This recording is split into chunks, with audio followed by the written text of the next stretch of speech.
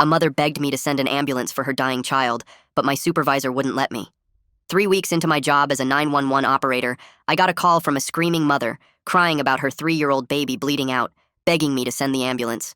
I started transferring the call, but that's when my supervisor Jackson noticed the side of town this woman was calling from. Before I could dispatch, he rolled his chair behind me and entered his override code, locking me out of the system completely.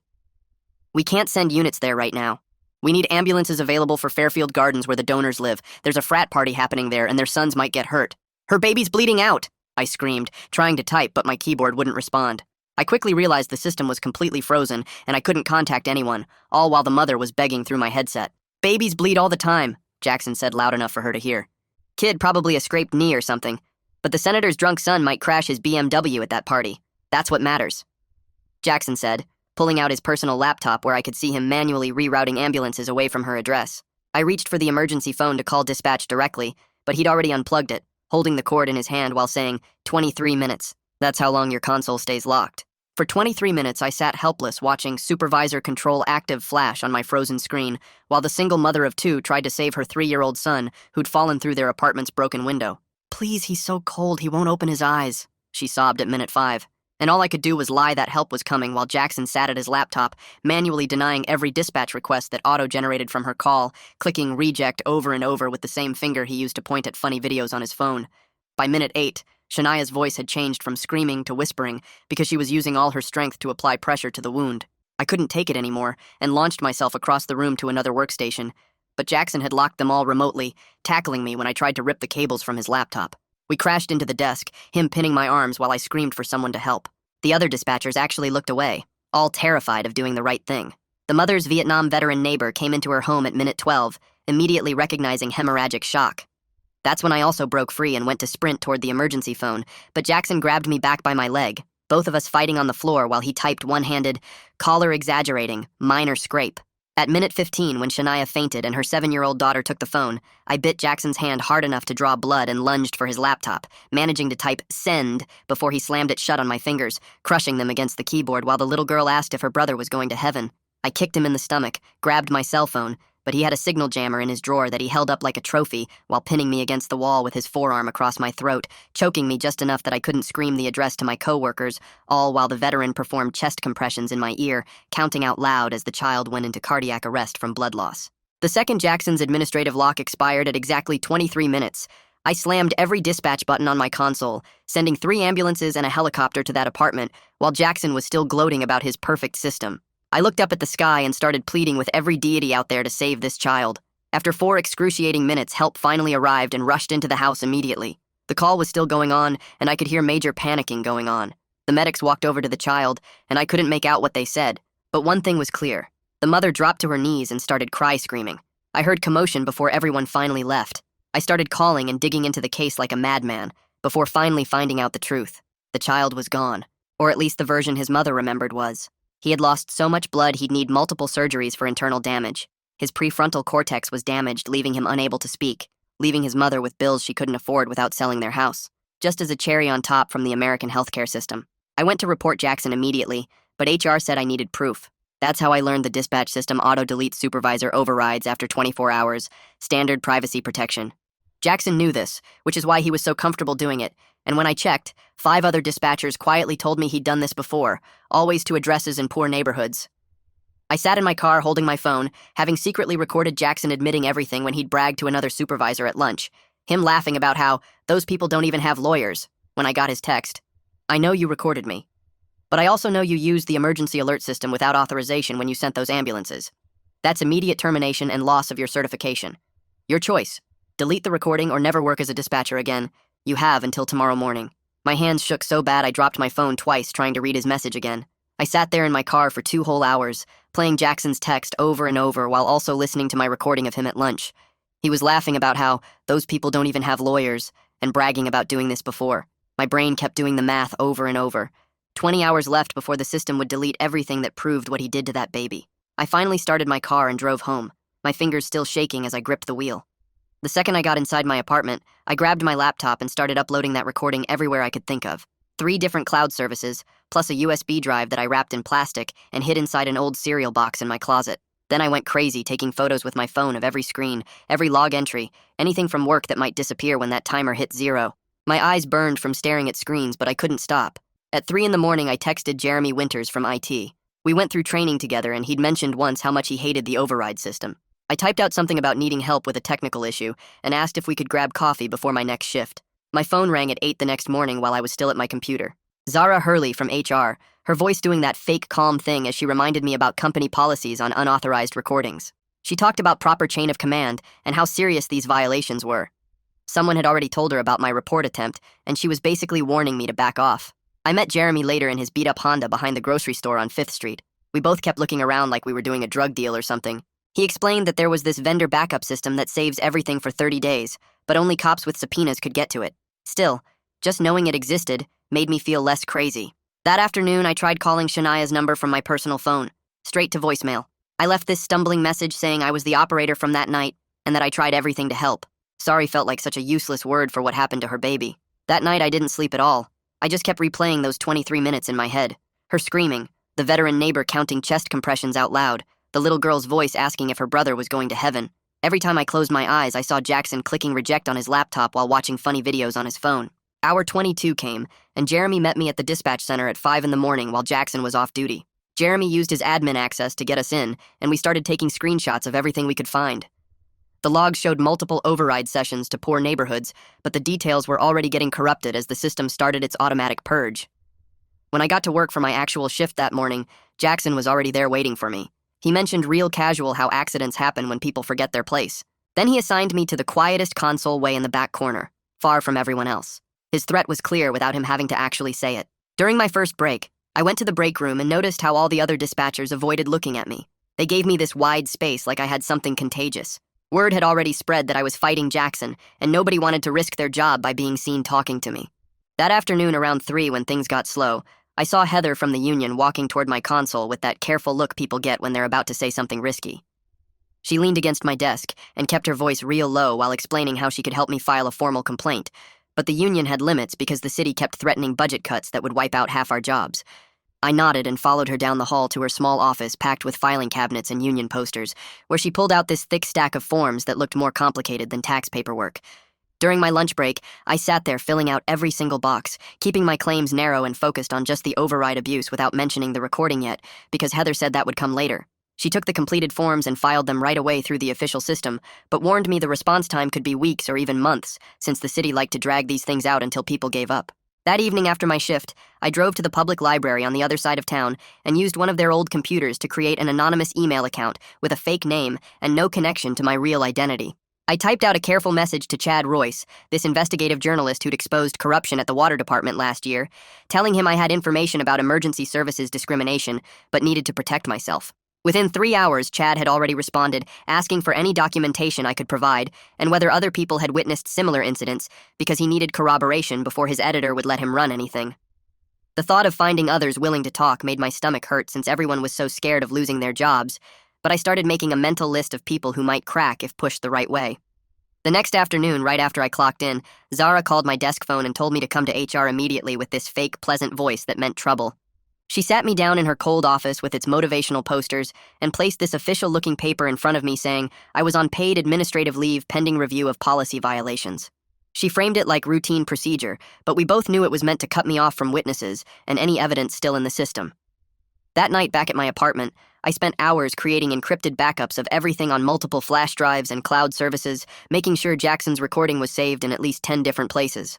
Jackson's deadline had passed that morning, but I hadn't deleted anything and wasn't planning to, so I went to the hardware store and bought new deadbolts for my door, plus a security camera I could monitor from my phone. 2 days later, while I was eating cereal and watching the news, Chad called from a blocked number saying he'd tracked down 3 former dispatchers who'd seen Jackson pull the same override tricks before. One woman had watched him deny ambulances to a homeless camp during that freeze last January when 2 people died from exposure, but she'd been too scared to report it. Jeremy texted me from a burner phone he'd bought at the gas station, warning that the vendor who ran our backup systems had been calling around asking weird questions about access logs. He thought someone was trying to figure out if we'd pulled data from the archives, which meant I needed to be way more careful about leaving digital footprints anywhere. I drove to the hospital where Shania's son was still hooked up to machines in the ICU and left an envelope at the nurse's station with my phone number and an apology letter. The nurse said Shania didn't want to see me, which I understood completely, but I needed her to know someone was fighting to make sure this never happened again. Later that week, I walked into the union meeting at the community center, where about 40 dispatchers had shown up looking nervous and tired.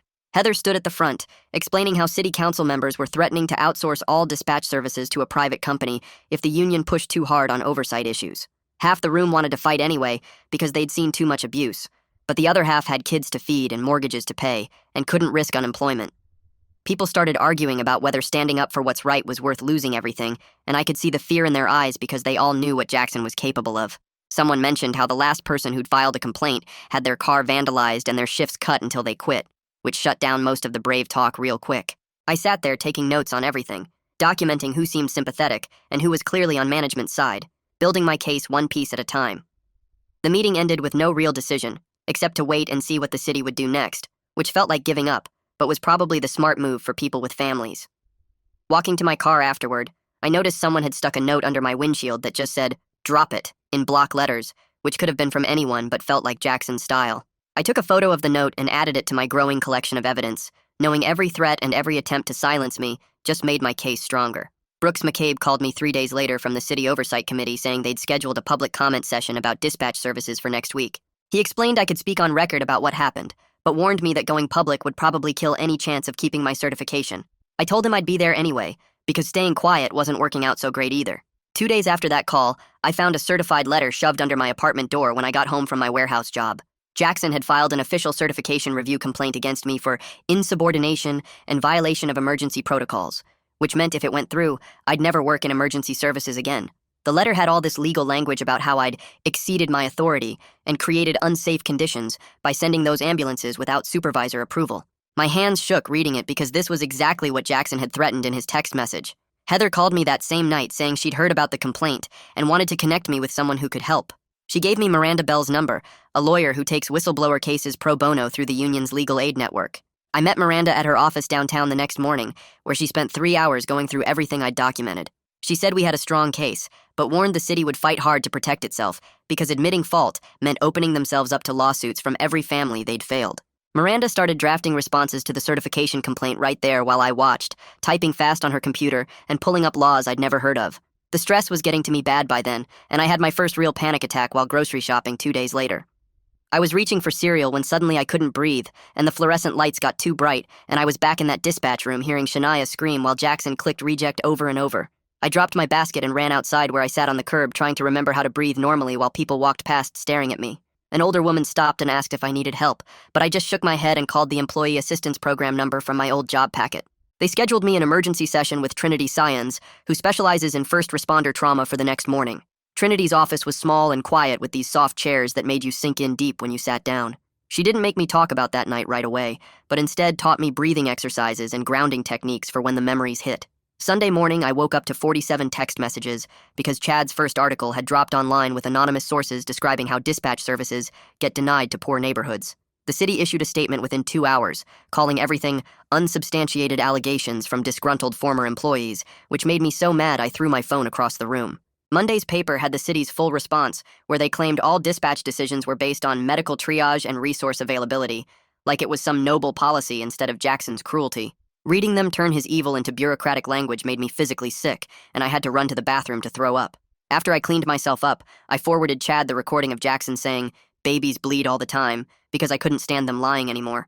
Chad called me 20 minutes later saying this changed everything and asking if I'd be willing to go on record eventually. That same afternoon, Axel Hansen saw Chad's article and reached out to him directly with his own story about that night.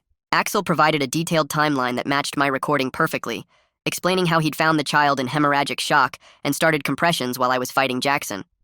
Chad said having an independent witness who wasn't a city employee made our case way stronger because they couldn't claim Axel was just another disgruntled worker.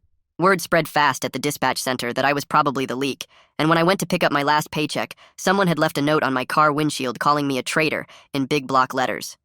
Even the dispatchers who'd privately told me they supported what I was doing wouldn't make eye contact when I walked through the building. One of them, someone I'd eaten lunch with dozens of times, actually turned and walked the other way when she saw me coming down the hall. The certification board sent another letter saying they'd scheduled my hearing for 3 weeks out, which gave me time to prepare, but also meant 3 more weeks of anxiety eating at me. Miranda started building our defense around my duty to report crimes against vulnerable populations, pulling up case law about whistleblowers and emergency services. She had me write down everything I remembered about that night in detail. Every word Jackson said, every button I pushed, every second that passed while that baby was dying. The next week, I managed to catch Jackson during a shift change when he didn't know I was nearby with my phone recording. He was bragging to another supervisor about how he'd cleaned up the neighborhood problem and specifically mentioned the signal jammer he'd bought to prevent workarounds during overrides. The other supervisor laughed and said something about keeping the riffraff from clogging up the system, and Jackson agreed, adding that his jammer was the best investment the department never officially made. 2 days later, Heather called me while I was eating cereal and asked if I could meet her at the coffee shop near the Union Hall. I drove over there and found her sitting in the back corner with Chad, both of them looking nervous as I walked up. She pushed a paper across the table that was her official statement saying concerns about override policies had been raised multiple times over the past year. It wasn't naming Jackson directly, but anyone reading between the lines would know what she meant. Chad recorded her saying the union had documented complaints, but management always claimed the system was working as intended. Meanwhile, Jeremy texted me that afternoon saying he'd found something huge in the purchasing system. I met him in the parking garage of a mall 20 minutes from downtown where nobody would recognize us. He showed me his laptop screen with purchase orders from 6 months ago, showing Jackson bought the signal jammer for $800, but listed it as communication equipment for emergency coordination. The vendor description clearly said signal blocking device, but Jackson had changed the item name in the system. Jeremy had screenshots of everything, including the approval signatures from department heads, who probably never looked at what they were signing. That same evening when I got home, I found a certified letter from Zara waiting at my door. My hands shook as I opened it and read the termination proposal giving me 7 days to respond. She listed breach of confidentiality and creating a hostile work environment as the reasons. I immediately called Miranda, who told me not to panic and that she'd file for a stay first thing in the morning. She said you can't fire someone for reporting criminal activity, and we had strong grounds to fight this. 3 days later, I finally worked up the courage to go to the hospital where Shania's son was still recovering. I found her in the cafeteria staring at a cup of coffee that had gone cold. She looked like she'd aged 10 years in 3 weeks with dark circles under her eyes and her hair going gray at the roots. When she saw me, her face crumpled and we both started crying right there in front of everyone. She grabbed my hand and said she didn't blame me, but she couldn't forgive the system that let this happen. She told me a legal aid group had contacted her about suing the city, and she was going to do it for all the other families Jackson had hurt. The oversight meeting was scheduled for the following Tuesday at City Hall. I wore my only suit and brought my phone with the recording ready to play. The room was packed with reporters and citizens who'd heard about the case. When they called me to testify, I walked to the microphone with my legs shaking so bad I thought I'd fall. I explained what happened that night, then played the recording through the speaker system. You could hear a pin drop when Jackson's voice filled the room saying the senator's drunk son might crash his BMW, and that's what matters. Several committee members actually gasped when they heard him say, "Babies bleed all the time." After 20 minutes of questions, the committee went into recess, then came back and voted unanimously to order an independent audit of all dispatch policies and override procedures. The chairman said this was the first step toward major reform, though we all knew it would take months before anything actually changed. 2 days later, the news reported Jackson had been placed on paid administrative leave pending the investigation. It made me sick that he was still getting his full salary while sitting at home, but at least he couldn't hurt anyone else from his couch. Miranda said this was standard procedure, and we had to be patient while the legal process played out. With no income and my savings running out fast, I had to find work immediately. I applied to every job I could find, and finally got hired at a warehouse stocking shelves on the night shift. The pay was terrible, and my back hurt from lifting boxes all night, but it covered my rent and kept food in my fridge. Going from saving lives to scanning barcodes was humbling, but I couldn't afford to be picky. Trinity had me come in twice a week to work on coping strategies for the trauma. She taught me breathing exercises where I'd count to 4 breathing in, then hold for 4, then out for 4. We practiced grounding techniques where I'd name 5 things I could see, 4 I could touch, 3 I could hear, 2 I could smell, and 1 I could taste. It helped when the panic attacks hit, which was happening less often. After weeks of these sessions, I was finally sleeping 4 or 5 hours a night, instead of lying awake replaying that call. Jeremy kept digging into the system and discovered the vendor who provided our dispatch software kept a backup of everything for 90 days, not the 30 we'd been told. This meant all the evidence from that night was still intact somewhere on their servers. Miranda immediately filed a motion to subpoena those records, though she warned me the city's lawyers would fight hard to keep them sealed. They'd claim privacy concerns and security risks and drag it out as long as possible. But at least we knew the evidence existed and couldn't be destroyed now that there was a legal hold on it. The next morning, Miranda showed up at my apartment with a stack of papers thick as a phone book and started filling out whistleblower protection forms right there on my kitchen table. She wrote fast while explaining each document and where to sign, her pen moving across the pages as she documented every single time Jackson had punished someone for questioning him. She pulled out copies of old complaints from her briefcase and showed me patterns going back 3 years where dispatchers who spoke up got moved to night shifts or had their hours cut until they quit. We spent 4 hours going through everything, and she made me sign preservation letters that she'd send to everyone at the dispatch center, telling them they couldn't delete any emails or records about my case. My phone started ringing while we were still working, and the caller ID showed it was one of the other supervisors from work. I answered and heard him tell me I was making a big mistake and burning bridges that could never be rebuilt. He kept talking about how small the emergency services community was and how word spreads fast about troublemakers. I put him on speaker so Miranda could hear, and she grabbed her phone to record while he went on about career consequences and how nobody likes a snitch. After he hung up, another supervisor called 5 minutes later with the same kind of threats wrapped in fake concern about my future. Miranda wrote down every word they said and the exact times they called, building a file that showed clear retaliation. By noon, we had 6 different calls documented, and Miranda said this was exactly the evidence we needed to prove they were trying to intimidate me. Chad called that afternoon to tell me his second article was going live in an hour, with the actual dispatch logs Jeremy and I had saved before they got deleted. He'd spent days verifying everything and cross-referencing the addresses with census data that showed a clear pattern of discrimination. When the article went up online, it spread faster than the first one, and within 2 hours, 3 city council members had posted statements distancing themselves from the dispatch department. They all used the same careful language about being deeply concerned and calling for immediate investigation, but you could tell they were scared of being connected to this mess. The comment section exploded with people sharing their own stories about calling 911 from poor neighborhoods and waiting forever for help that sometimes never came. My certification hearing was scheduled for the next week, and Miranda spent every day preparing me for what they'd ask. She had me practice answering questions about why I sent those ambulances without authorization, and we went over my response about having a duty to save lives. The morning of the hearing, I put on my only suit and drove to the state building where 5 board members sat behind a long table looking serious. They asked me to explain what happened that night, and I told them everything while they took notes and whispered to each other. One board member asked why I didn't follow proper channels, and I explained about the 23-minute lock in Jackson's signal jammer. Another wanted to know if I understood I'd violated protocol, and I said yes, but that a child's life was more important than protocol. After 2 hours of questions, they went into a private room to discuss, and came back saying they'd continue the case instead of stripping my certification right away. They said the whistleblower claims needed to be investigated before they could punish me for insubordination, which meant I had more time to fight. 3 weeks later, the independent audit report came out and confirmed everything we'd been saying about systematic bias in emergency response. The data showed poor neighborhoods got service an average of 12 minutes slower than rich areas during override situations. The report used careful language, but the numbers were clear that this wasn't random or accidental, but an actual policy. They found 67 instances in the past year where supervisors had delayed or denied service to certain zip codes. The city held an emergency meeting the next day and announced they were changing the override system immediately. From now on, it would take 2 supervisors to agree before denying any service request, and everything would be logged permanently. It was a small change that might save some lives, but it didn't fix the whole system, or bring back the people who'd already died waiting for help. Zara called me that afternoon and asked me to come to her office to discuss my situation. She sat behind her desk and slid a piece of paper across to me, offering a deal where I'd resign with a neutral reference if I dropped everything. She said fighting would just drag this out for months, and I'd probably lose anyway, plus I had bills to pay and no income. The paper said they'd drop the certification challenge and I could work somewhere else, but I had to sign right then. I told her I needed to talk to Miranda first, and she gave me 24 hours to decide. Miranda and I met at a coffee shop and went over the pros and cons of taking the deal versus fighting to the end. She said we had a strong case, but these things could take years, and the city had deep pockets to keep fighting while I was already broke. After talking for 2 hours, I decided to take the deal but negotiate for better terms.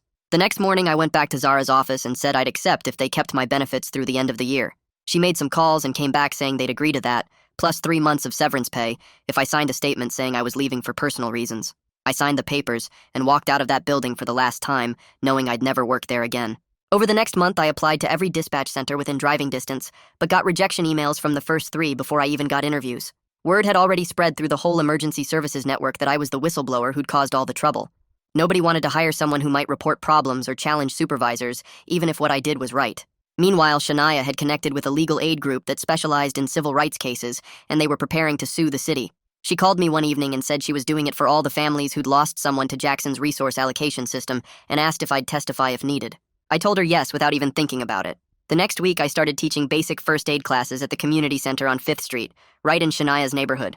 The building was old with peeling paint and broken AC, but the room filled up with parents who wanted to learn how to help their kids when ambulances took too long. I showed them how to stop bleeding with towels and pressure, how to recognize when someone was going into shock, basic CPR on the practice dummies the fire department donated. Every Tuesday and Thursday evening, I drove there after my warehouse shift, teaching what I could while my certification case dragged on. 3 weeks later, the certification board finally sent their decision letter. My hands shook opening it in my car outside the warehouse. 3-month suspension instead of permanent revocation, they wrote, due to the whistleblower circumstances and the evidence I'd provided about Jackson's pattern. It hurt seeing my license suspended, but at least I'd be able to work again someday. That same afternoon, the news broke about Jackson's reassignment.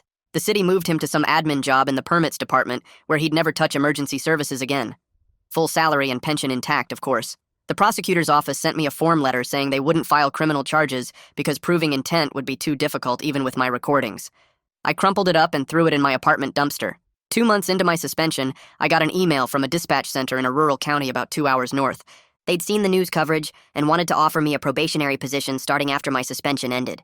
The pay was $12,000 less than my old job, and the commute would eat up 4 hours a day plus gas money, but it was the only offer I'd gotten.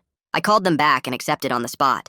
The week before I was supposed to leave the city, Shania asked me to meet her at a coffee shop near the hospital.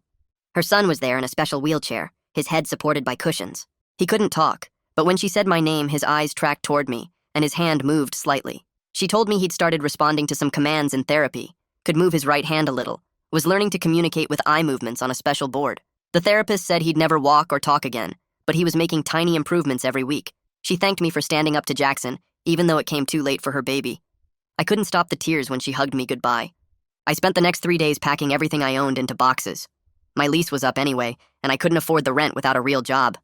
Most of my stuff went into a storage unit, and I loaded just the basics into my car. The rural county job would barely cover a studio apartment up there, plus my student loans and the gas for commuting. I'd have to pick up weekend shifts somewhere to make ends meet, but at least I'd be working dispatch again. The morning before I left, the city announced new oversight rules for emergency services. 2 supervisors would have to agree on any service denial now, and they'd keep records for 5 years instead of 24 hours. They also started mandatory anti-bias training for all dispatch staff, 8 hours every year. It wasn't enough to fix the system, but maybe it would stop the next Jackson from having total control over who lived and who died. My first day at the rural dispatch center came on a cold Monday morning 5 months after that horrible night. The drive took 2 hours and 15 minutes through farm country and small towns. The building was tiny compared to the city center, just 6 workstations and a converted fire station. They gave me the overnight shift nobody else wanted, 11 p.m. to 7 a.m., handling calls for 3 small towns and all the empty highways between them. As I drove up that first morning, watching the sun rise over cornfields, I kept thinking about those 23 minutes. Shania's screaming, the veteran counting compressions, Jackson clicking reject over and over. The weight of it sat heavy in my chest and always would. But I'd done the right thing by speaking up even though it cost me my career in the city, my apartment, most of my savings. Staying quiet would have been worse, would have made me just like those other dispatchers who looked away. At least now I could work again, could help people again, even if it was in a place where Jackson's influence couldn't reach. The rural center's parking lot was almost empty when I pulled in, just 2 other cars there for the day shift I'd be replacing. I grabbed my coffee and walked toward the door, ready to start over in a place where nobody knew my name yet. Hey, thanks for letting me wander through all this with you today. That was a fun ride. I really appreciate you sticking around. I'll see you next time. If you made it to the end, drop a comment. I love reading all your comments.